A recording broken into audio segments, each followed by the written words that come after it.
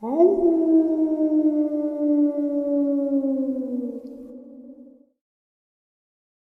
and salutations, everyone. I hope everyone is doing well, and welcome to today's upload. Before we jump into it, just a couple quick links. As many of you know, I rely on Patreon, PayPal, channel membership, and the merch to help the channel to continue to grow and go.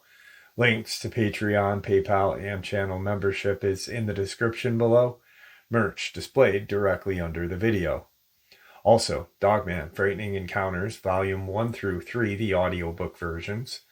They were written and researched by Tom Lyons, narrated and produced by me, Jeff Nadolny. Those audiobooks are available on Audible, Amazon, and iTunes, links to which are also in the description as well. And finally, last but definitely not least, if you'd really like to help support the channel to continue to grow and go, simply subscribe. It does not cost a cent. Click that like button. It takes half a second. If you don't want to miss out on any of the informative uploads that I put out daily, click the bell icon, and folks, please leave a comment and share the video. Why? Well, because these things really do help this channel to continue to grow and go. They definitely do matter, and they are appreciated. And with that, I have taken far too much of your time. Let's jump into today's upload, shall we? Right, folks, and it is also Saturday, and that means Saturday Nightmares live from upstate New York. That is our live stream. We share experiences and theories. We have a great time. It is unlike any other live stream in the cryptid and paranormal research community on YouTube. I can guarantee you that much. It's at 12 a.m. Eastern Standard Time, and I do hope to see you all there. Now, let's jump into some experiences. So today's first experience comes to us from a subscriber. Her son shared this with her. So it's second hand, third hand, I guess. He had shared this with her back in 2020 when it happened during the lockdown. And they live in the Hamptons on Long Island. Not a lot to do during the lockdowns. And apparently her son and one of his friends decided to go and explore and hike some of the many trails and areas around Camp Hero, which is where the Montauk Project occurred. Now, it is sealed off with just probably tons of cement, concrete. All of the buildings are, sealed up, boarded up, and just almost impenetrable. But I guess you can get into some of them. Now, and they had been walking. They had parked their vehicle and walked in. And I guess they had parked their vehicle at the beginning, or I guess end of Colonel Dunn Road. I'm not familiar with the area. I've never been there. I do want to go there. And so they had walked in, and immediately they started to walk around the radar tower, and it was an evening. It was a crisp evening, a fall crisp evening, probably late summer actually, and they felt kind of off at first. They just, something wasn't right, and they didn't hear any noises that were not abnormal, and that's one of the things that this guy's mom had keyed in on is, and she had asked him that the Oz effect didn't take place at this point. They had this weird kind of feeling, weird vibes, but there were still the natural sounds of nature, and they're just poking around, being kids, 20-year-old kids, and so they walk around the radar, and realized that, hey, we are not going to be able to even remotely get into this area. Excuse me. Let's keep walking. They had heard of some bunkers, and there's an old church that is on the property, but it's not a church. Apparently, it's a gymnasium, and it was disguised as a church because of the German. There were a lot of spies in Long Island during World War II, and right up until even during the Cold War. And so they had a lot of buildings just disguised as something that they were not. And they had found that area. They had ended up walking up into this well house and such. And as they got to the church / gymnasium and well house or pump house area is when everything, that weird vibe, that strange feeling, all was magnified. And at that point, all of the natural occurring noises had stopped. Any kind of birds, just instantly, like someone clicked the switch. Now, they had been here apparently a couple times in the day, and they had went there just pretty much to scare themselves. It was almost like, just looking for a rush. You're so bored, and there's nothing to do. So, let's do this. Now, they knew these bunkers were in the woods or set off into the woods just past the pump house. And apparently there's like 2 entrances to each bunker, and there's a couple different bunkers out in those woods. And they kind of were walking up into this grassy area, and they could see like the knoll, like this hill area, because I guess some of the bunkers actually, which we do know is like the government and military's key thing, is they love to take advantage of the ground. So they will use like a hill and build into that and then down. And they noticed that there was just this slab of concrete and then this natural occurring hill formation. So they're looking around there. They're kind of kicking the concrete to see if they can get in anywhere, to see if it's still hollow. And, it's solid. It's just almost like there's a old account of, in World War II, I believe it was in France, the Nazis were using a old school. And apparently it had sub-basements, 2 or 3 sub-basements.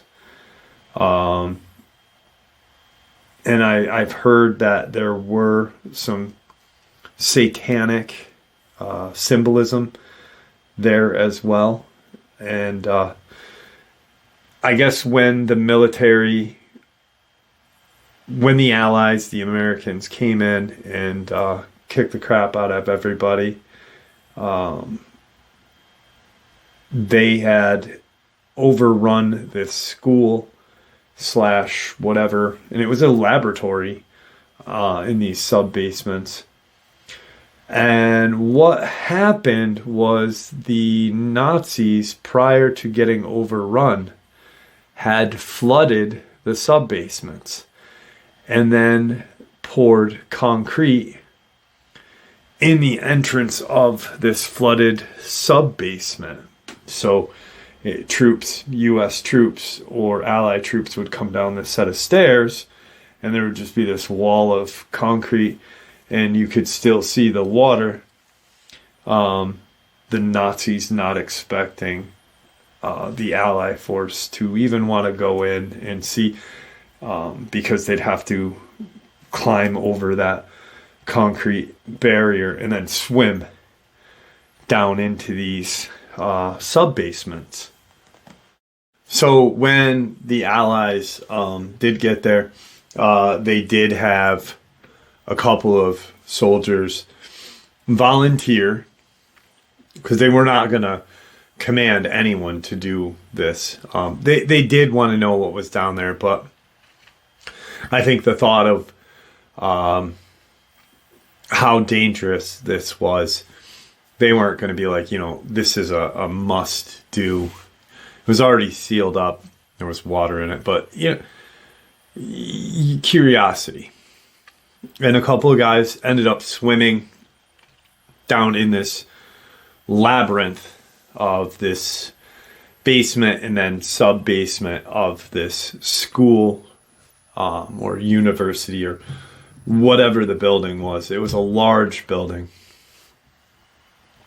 And they get to the sub-basement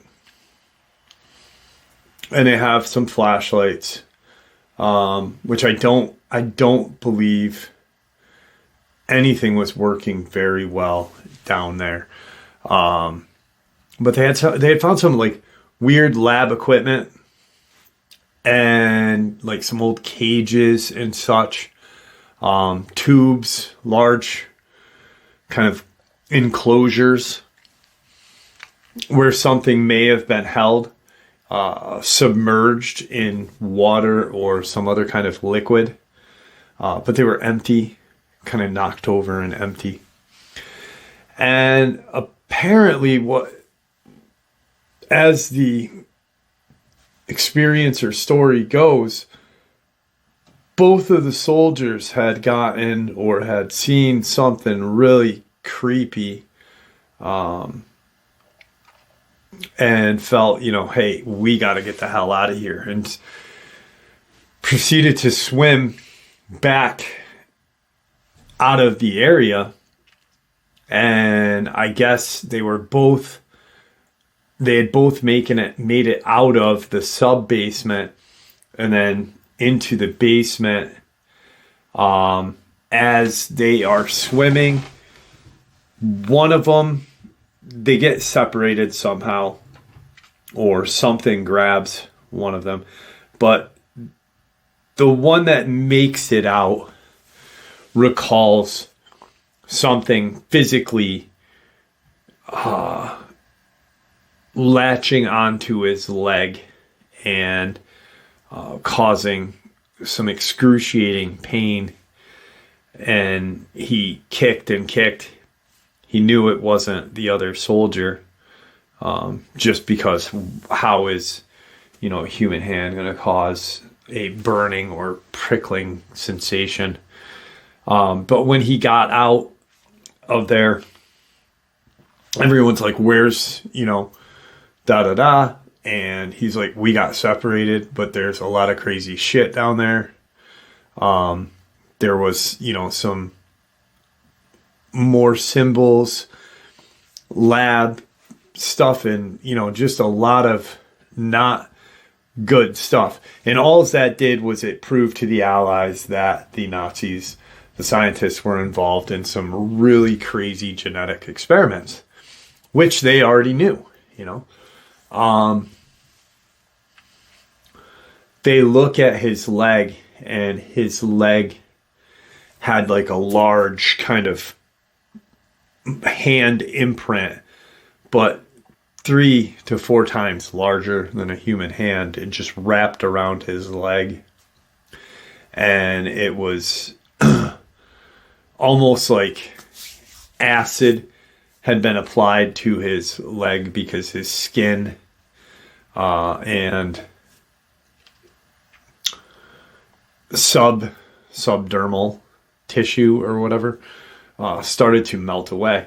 And they decided, they waited and waited and waited. They did have a rope with them, and they kept pulling the rope for the other guy because both guys were attached to their own rope.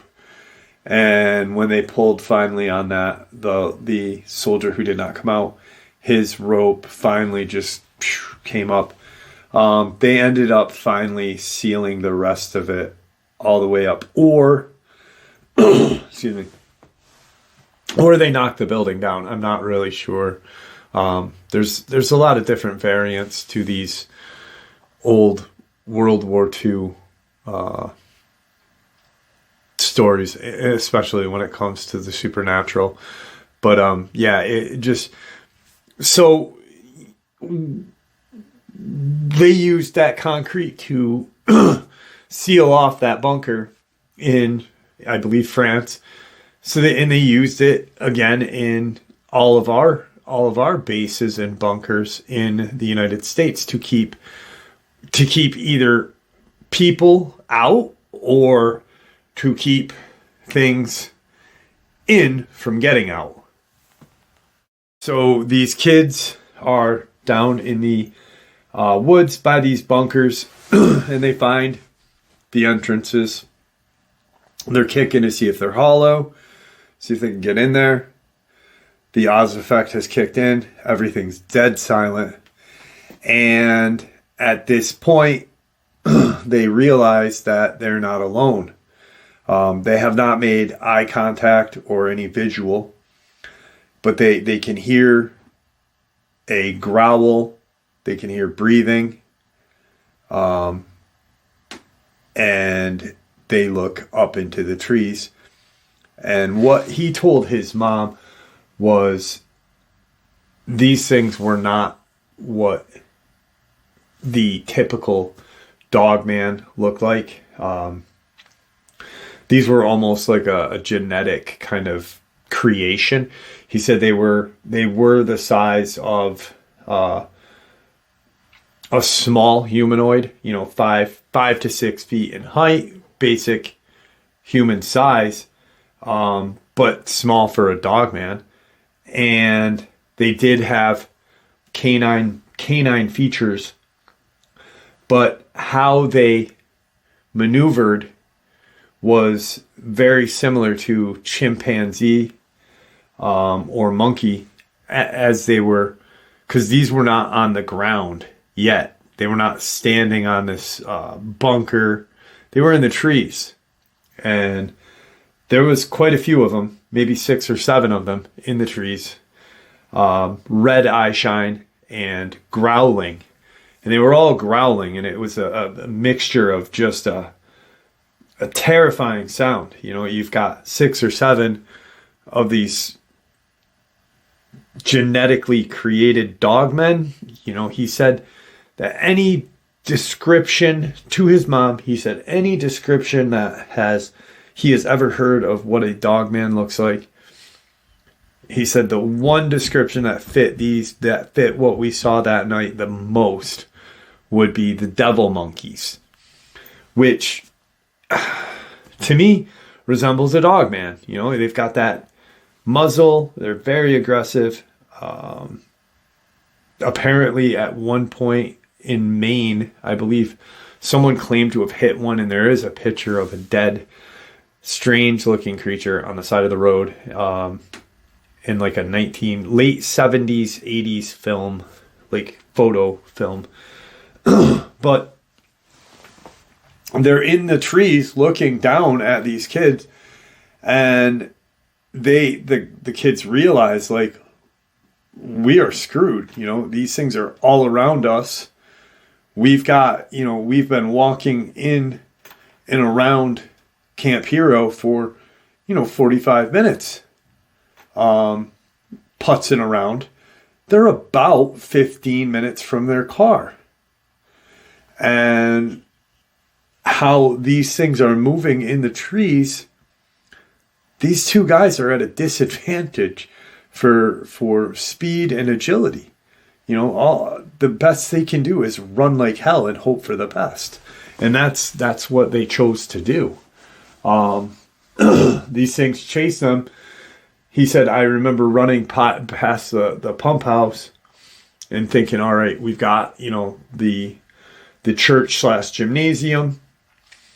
And as he's running, him and his friend are yelling to each other, and he's like, I don't think that there's any trees just past this area. I think there's a clearing by the gymnasium, and we should we should be able to pick up speed at that point, or these things are going to jump onto the ground and possibly be even faster than what they are in the trees.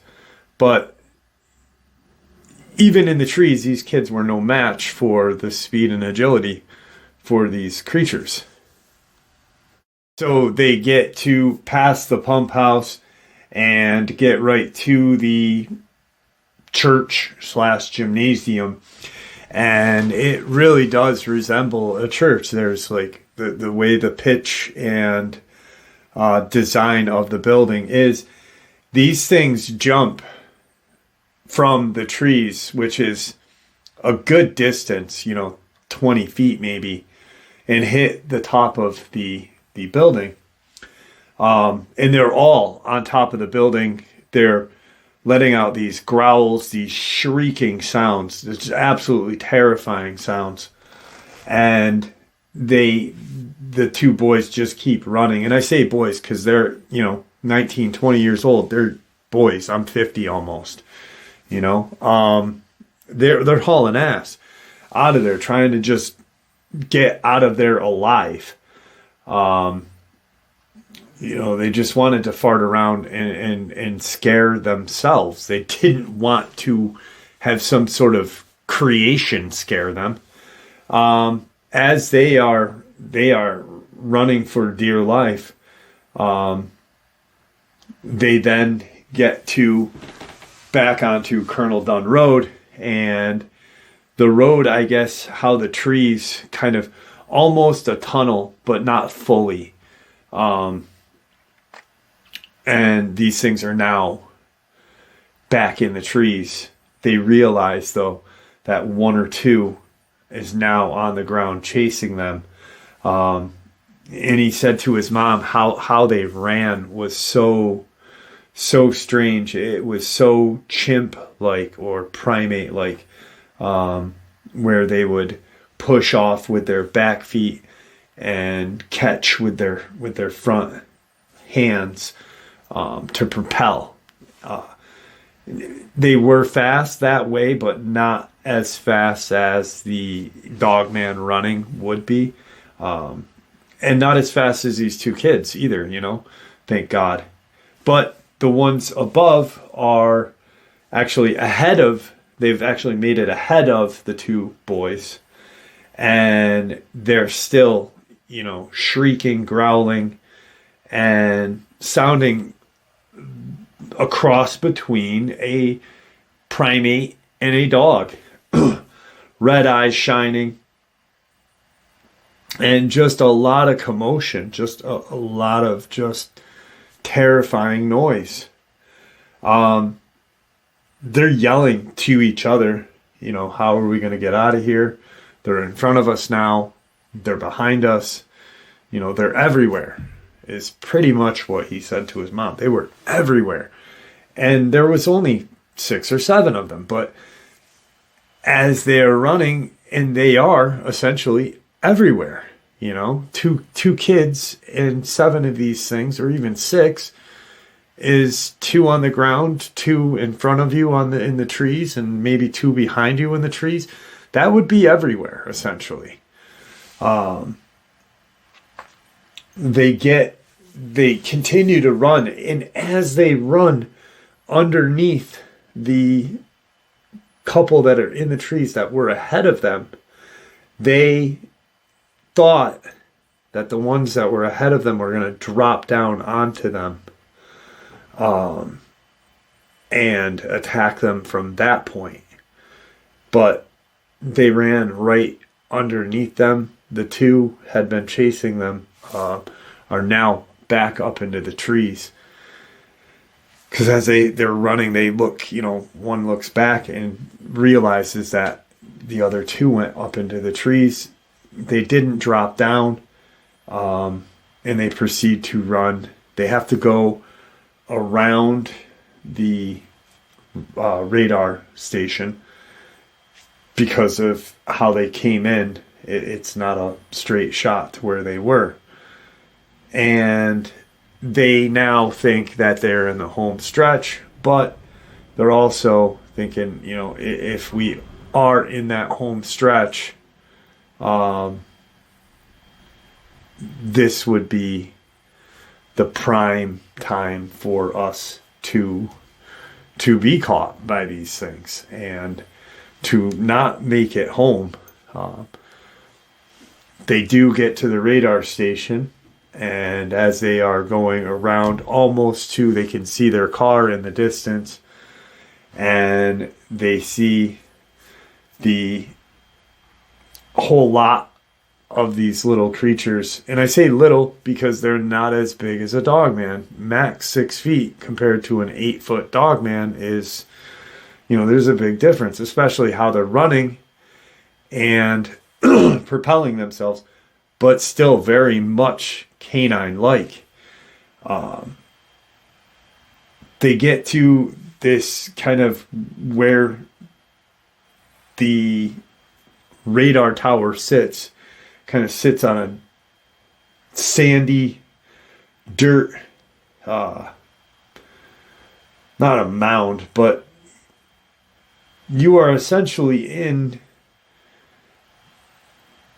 very similar terrain to like in the Cape Cod area where they had thought they had seen black panthers and such. Sand dunes. This is essentially a sand duned area with dirt, but they are now in that, watching these kids run. That's taking some time out of their speed, the boys' speed, and they think now we are either at the home stretch and these things guided us out of here, or this is where they wanted to do the attack. They get past the wall of the radar tower, so they're past it, and they're a good 30 feet from their car. And they get to their car, and as they're jumping in the car, they start it up, and they back the car to see where these things are. And all of a sudden, they are bombarded with branches and any kind of debris that these creatures can throw at them from a tree, old dried out sticks, whatnot, just getting hammered. And they back out, and the passenger side kid, he's looking in his rear view, or the passenger rear view, and seeing them to make sure that they're not chasing them. He sees them run back into the area where the trails of Camp Hero are. And he thinks at this point that they are good to go. But they do see red eye shine looking back at them, not chasing them, thank God. He gets home and is pale as a sheet. His friend is with him, and they tell his mom what had transpired that night. And she's apparently just stuffed it down and thought about it.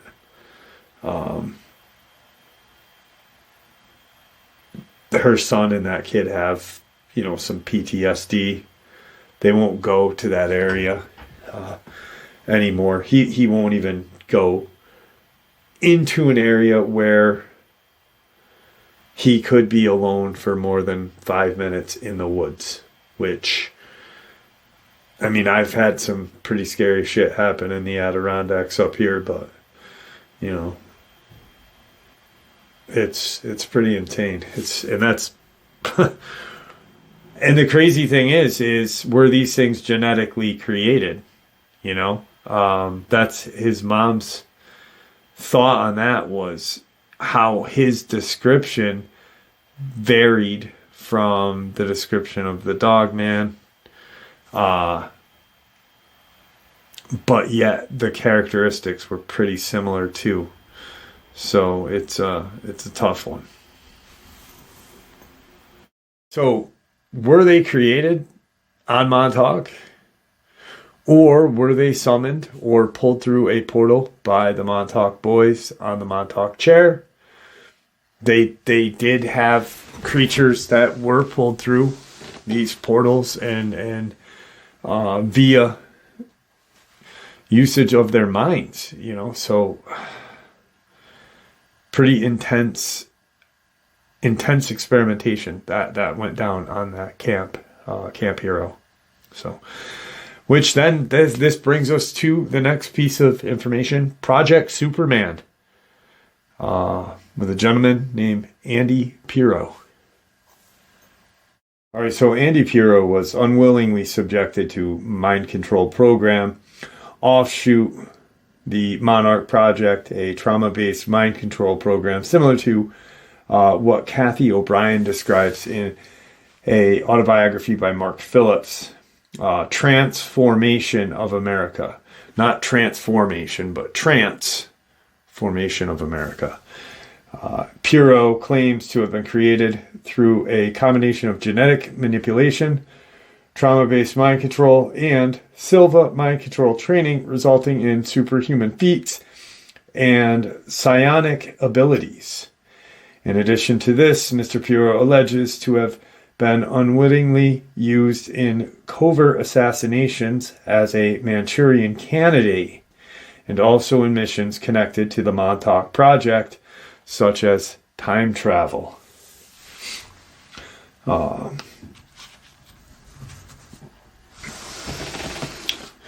Pirro first went public with his experience in 1998 as a guest on Preston Nichols while at a lecture hosted by Bob Ewer in Philadelphia. I was so astounded by Andy's testimony that I interviewed him personally so that this story could be shared with the readers of Unknown Magazine. For those who are unfamiliar with me, I have worked for 10 years investigating and counseling UFO experiencers, abductees, and occasionally survivors of various forms of anomalous trauma, such as ritual abuse and mind control. Because of my background in alien abduction, paranormal and the occult, and anomalous trauma, I recognized Andy as an extraordinary survivor of trauma-based mind control, one whose story should not remain hidden. So he essentially was a super soldier. That's what this Project Superman is. Andy, where are you from originally, and when did your training begin? I was born in Fallon, Nevada, 1969, November. My dad was a lieutenant commander at the Fallon Naval Air Station in Nevada at the time. I believe my first experiences began by the time I was 2.5 years old. At 5 years old, my family lived in Munich, Germany, and I remember attending 2 distinct kindergarten classes. One in German that was located on or near Magru Army Troop, Army Base, and another in English.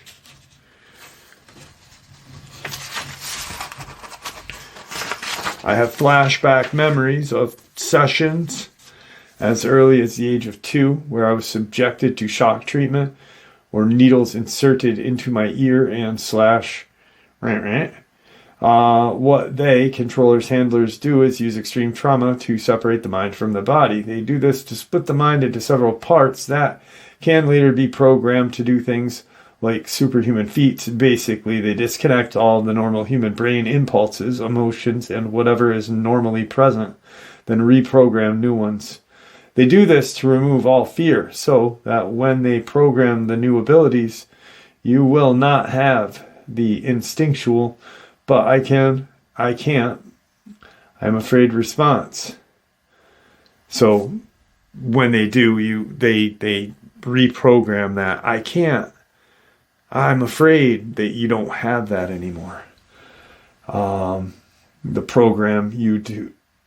They program you to do, not think. In essence, they treat and program your mind as if it is a computer. Who are the people running these programs? Like the Monarch and Montauk. Our own government. One of my handlers who tried to brainwash me into believing that he was my dad was basically a Nazi. I nicknamed him Adolf because he was very Aryan looking.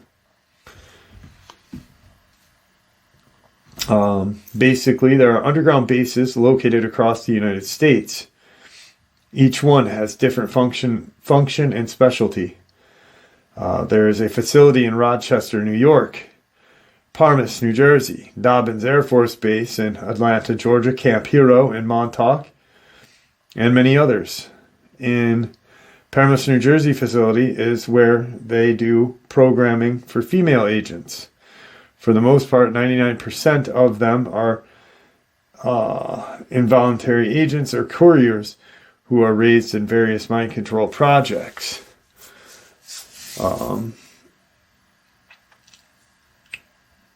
This one is interesting. Much of my training and sessions were done right at the University of Rochester, New York. They used to take me to a private room in the attic or the top floor of the library, a big lab where I had the most of my reprogramming or programming done. To me was at Rome National Air Force Base in Rome, New York. They also used the Montauk chair while at Camp Hero. So this Montauk chair and program was unbelievably dangerous. And it is, I mean, do I believe that this, when everything went to shit that one day at Montauk, that it really did close down for good? Yeah, it probably did. But they probably moved much of their experimentation to different bases.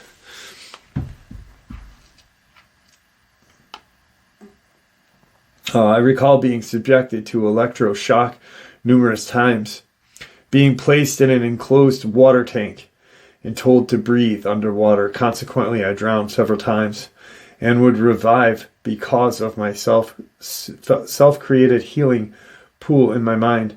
I learned to create my own mental laboratory through the civil mind control. Repel with the super powerful healing pool that could heal any injury. I was forced to endure suffering beyond belief to accomplish superhuman feats of strength and survival. Tell me more about this various superhuman abilities you discovered you had.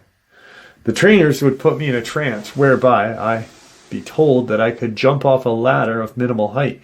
In my mind, I believed that I was only jumping off a footstool or a short ledge. In actuality, I was progressively led to jump higher and higher heights, to the point of successfully jumping off of buildings and even out of planes without a parachute.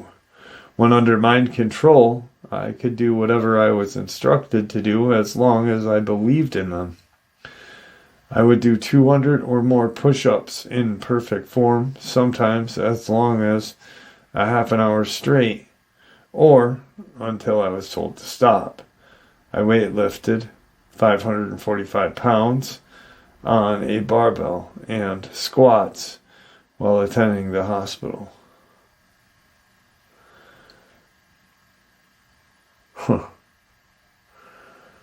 Unbelievable.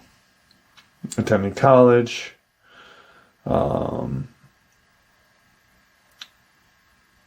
I weightlifted 545 pounds on a barbell, squats while attending college, and much more. 500 to 1,500 pounds while I was under mind control in the training laboratory not far from Rochester. In my jumps, it was as if I was falling like a cat, calm and cool with no fear, focused like a laser, only on the landing. Next question. Are there others like yourself who have similar training experiences? I think there are thousands of other children and people who are used, and many end up missing. Many die in the progress.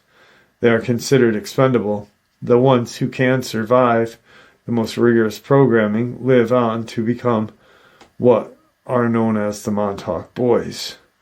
Duncan Cameron is such a person. In general, the boys and the young man are trained to be couriers, assassins, and center soldiers and even psychic killers. The women are mostly used as agents. Kathy O'Brien's story is an example.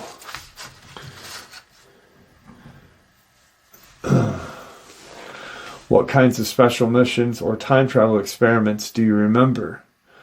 I recall being on a small Rochester airport, being picked up in an F-16 fighter plane, ending up in some southwestern desert terrain, either for special military training and obstacle courses or assassination missions. I remember seeing other men in black t-shirts and pants on the same mission. Other times I found myself in an aircraft carrier out at sea.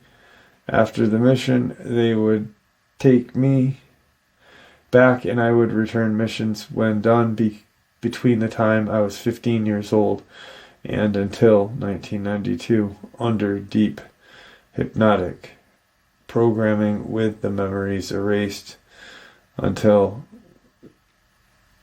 some of the memories started to return. I was also taught to handle various types of guns, loading, cleaning, special characteristics of each model, and firing for exact targets repeatedly and perfectly without thinking. Tell me more of your involvement in the Montauk. I was involved in an offshoot of the Montauk project called the Montauk Chair. Basically, the chair was developed to give the human and spirit a zero point of reference to facilitate time travel. What the chair essentially does is separates the mind from the body. The chair operator thoughts are vibrational energy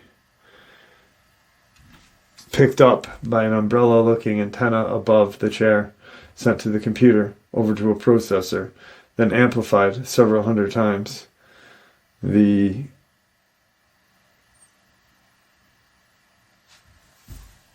mentioned Duncan Cameron. Duncan's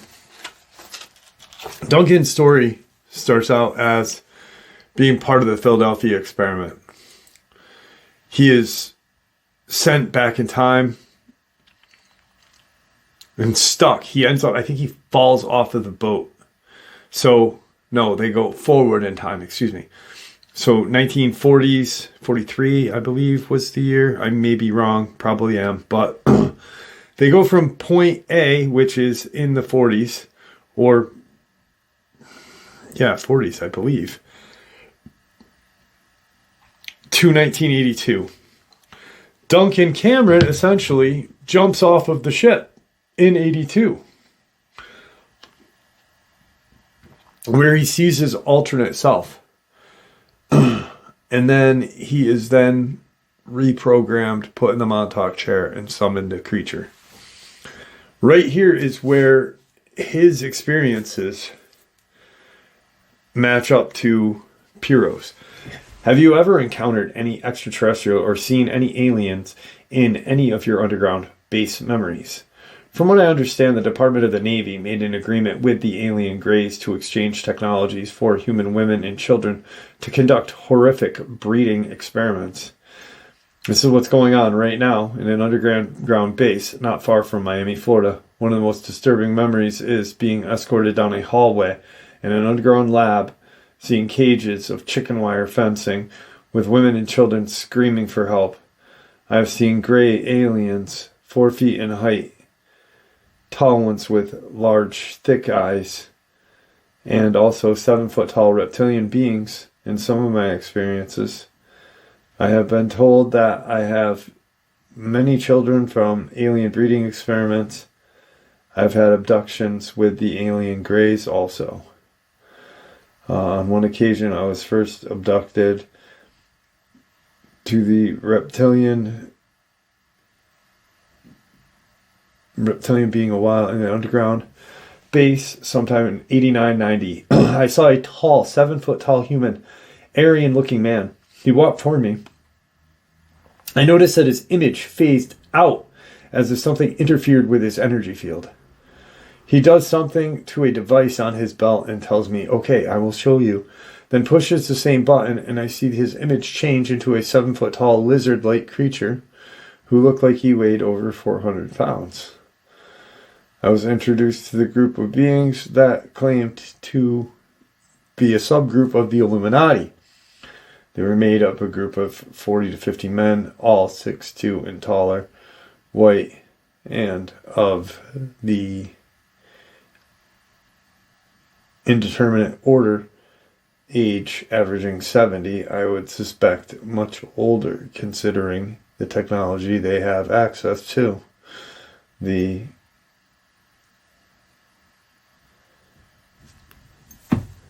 So this next part goes along with Puro and Duncan Cameron.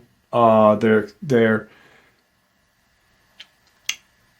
experiences they had while in the Montauk program and Monarch program. This is from the reptilian case files that I have from TAL, April 7th, 1999. Having been within arm length of reptoids, I did get to observe various details. They wore no clothes, but they did have a utility belt with several unusual things on it. One device had a small orange light on it. When this was touched, they simply disappear. I have quickly moved into spots where the reptoids were. Instantly after they disappear, there was no temperature anomaly in the zone. I had experienced it to be cooler in the area. They did change density at times. They made heavy footsteps in the hallway, wood floor. They could walk through walls. They glowed. Electrical, bluish green, some kind of aura. The head was similar to a reptilian, like the TV program Babylon 5. The head was more cone-shaped, like a yeti. In fact, the reptilians are built like Bigfoot. The one has scales, the other has hair. The eyes are slit serpent-like, very strange, flame-like, flickering, 3 fingers with an imposable thumb with claw-like talons. Small tail, very, very large scales, like a breastplate on the chest.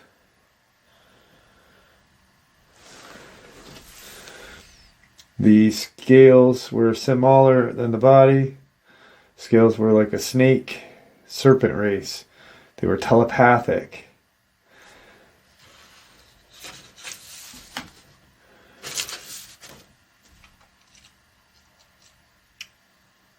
This is strange right here.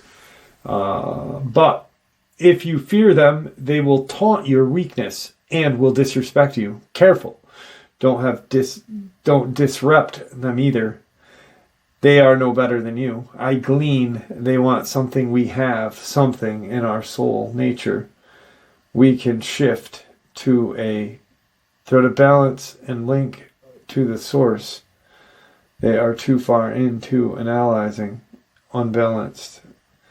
They like drugs like cocaine, opium, magic mushrooms, and or milking.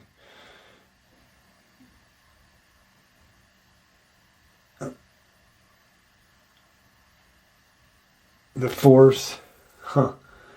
Okay, so the cocaine, magic mushroom, endorphins, they can't get into your mind without having an opportunity to get into the reptilian brain.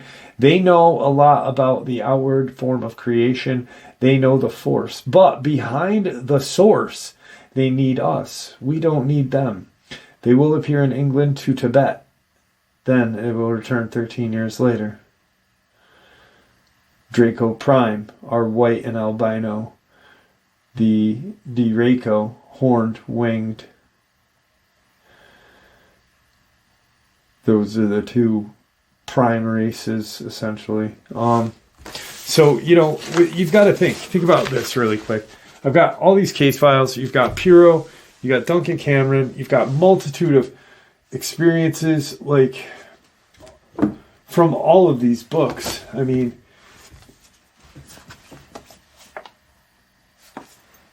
the Montauk Files, the Phoenix Conspiracy, all the way to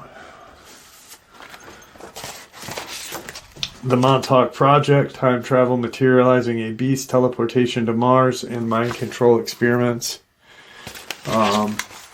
All of these tales and or experiences, they all match up to anything that, like, it's so nuts.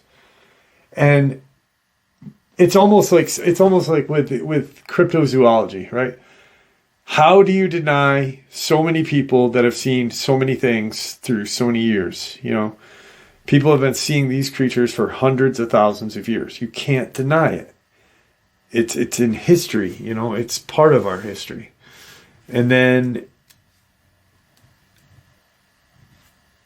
how are these things living among us without us knowing, you know? Because they are very capable at deceit. And then if we find them out, they probably send one of these Project Supermans to hunt us down.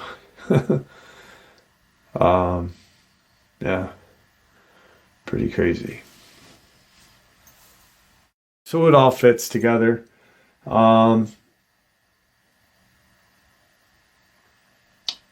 It's I never thought that how this puzzle was, I never thought the connection was ever this deep, you know. I'm looking at a picture of Aleister Crowley's demon he summoned, Lem. And it is sitting right next to an alien greyhead. They're almost perfectly alike. It's fucking insane. And that reminds me of my thought that I believe these alien greys are demonic. I think they are. I think the reptilian, obviously, reptoids are demonic, especially the winged ones. And there you have it, folks. I hope you all enjoyed today's upload as much as I enjoyed sharing it with you. I'd like to thank you all for supporting the channel. After all, it is your support that helps this channel to continue to grow and go, and what gives us all a place and a chance to share our experiences and theories, judgment-free. Everyone is simply treated with the respect that we deserve. Please, everyone, stay safe, happy, healthy, and ever vigilant, keeping an eye on our children, pets, family, and friends. These creatures are real. These events have happened. Share this information with those you love and care about, and it may just help save their lives someday. Until next time, never stop asking questions, never stop searching for the truth, and God bless you all.